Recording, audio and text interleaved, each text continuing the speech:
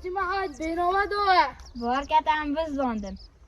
السلام تصاني پیغمبر صلی الله علیه و سلم نهیا جیگیری تو صبر خواه مسلمان بترسینه عمران کن حیث پیغمبر صلی الله علیه و سلم بیجه پیغمبر ما خوشتوی صلی الله علیه و سلم دبیجید لا يحل لمسلم أن يروع مسلما. عمران معنى حدیثی چیه؟